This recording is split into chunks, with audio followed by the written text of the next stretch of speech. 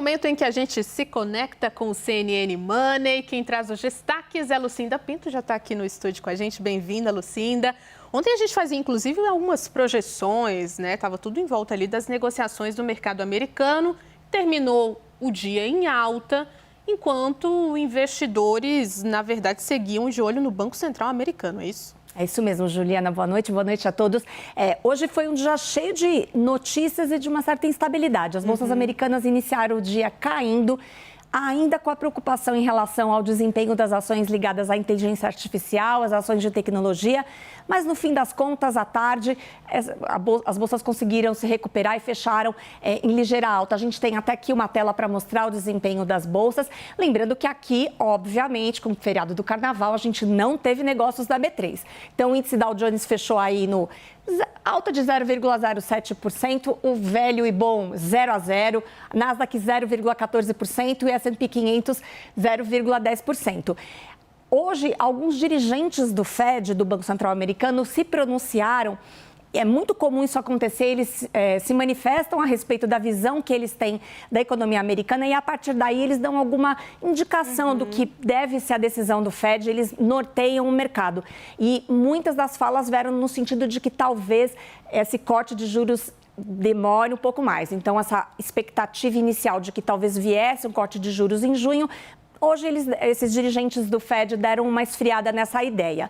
Agora, por que as bolsas se recuperaram, então? É porque ao longo do dia surgiram umas informações ainda extraoficiais, não confirmadas, de que a Apple tem aí novos lançamentos aí no terreno de inteligência artificial. São dispositivos vestíveis. Então, colar, óculos, também umas outras novidades no AirPods, ligadas à inteligência artificial. Então, novidades que eventualmente podem dar uma turbinada aí no desempenho da companhia. Porque hoje o tema central dos investidores nos Estados Unidos é, afinal de contas, com tanto investimento em inteligência artificial, quando é que essas companhias realmente vão sentir esse efeito nos seus resultados, nos seus lucros, porque isso a gente não viu acontecer ainda. E empresas como Microsoft e Amazon estão caindo bastante ao longo do ano. Microsoft cai 17%, a Amazon 14%, por conta dessas dúvidas. E a gente, aqui no Brasil, a gente tem se beneficiado dessa dúvida, porque é isso que tem explicado a venda do investidor estrangeiro de ações lá nas bolsas americanas e a compra de companhias aqui no Brasil. Então, o tal do fluxo estrangeiro que a gente tem visto chegar aqui tem muito a ver com isso, Juliana. Interessantíssimo, né? A gente entender também o que eles vão oferecer de tecnologia, de inteligência artificial no celular, em outros dispositivos. Agora, Lucinda, vamos falar de setor do petróleo. A gente tem um desempenho afetado por essa tensão no Oriente Médio, claro, né? Sem dúvida nenhuma. Esse foi um outro elemento que ajudou aí nessa recuperação, ainda que moderada. A gente pode ver que a cautela continua no radar, mas essa ideia de que talvez venha, acho que não um acordo ainda, acho que isso foi bem explicado aqui já no jornal, mas que há um diálogo, né? Houve um encontro mais positivo entre Irã e Estados Unidos.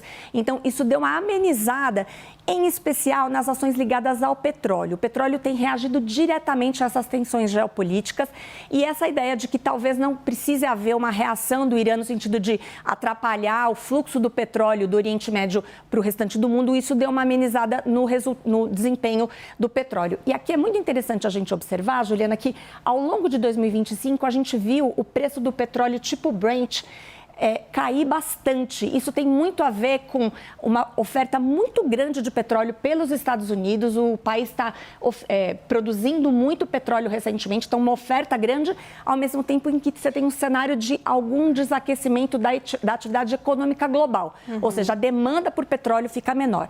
Só que neste ano o petróleo voltou a disparar. E isso tem a ver com todo o noticiário geopolítico que a gente viu. Venezuela, Irã, tudo isso trouxe bastante preocupação com a oferta de petróleo no mundo, como seria, afinal de contas, como esse setor seria impactado por essas tensões. Só que nesses últimos dias, olha, veja, o Brent voltou a ceder um pouco, demonstrando que devagarzinho parece que houve um alívio, uma trégua. Mas, de novo, olhando para os números globais, olhando para o patamar do petróleo e para o desempenho das ações petroleiras do mundo, a gente pode entender que realmente tem muitas incertezas pela frente. A queda do preço do petróleo, traz uma boa notícia para a gente, porque o petróleo mais barato pode se traduzir numa inflação menor. A gente já tem sentido isso. Sim. Por exemplo, o preço de passagens aéreas no Brasil caíram 11% em 12 meses, muito por conta da queda do preço do petróleo e do dólar. Mas é uma má notícia para as petroleiras, inclusive para a nossa Petrobras. Hoje não teve negócios aqui no Brasil, mas a Petrobras tem ADR, são papéis negociados na Bolsa de Nova York. E lá houve uma queda de 1,12%. E as outras companhias, Aramco, a ExxonMobil, Chevron, a Shell se recuperou um pouquinho no fim do dia, mas passou o dia todo no terreno negativo. A PetroChina, Total Energies e BP, todas fecharam no terreno negativo, muito em função dessa instabilidade do petróleo, dessa dúvida do que, afinal de contas, vem pela frente. É isso, vamos seguir acompanhando. Muito obrigada, Lucinda, pela companhia nesse plantão de carnaval. Amanhã a Thaís Herédia está de volta por aqui. Obrigada. Boa noite, Juliana. Boa noite.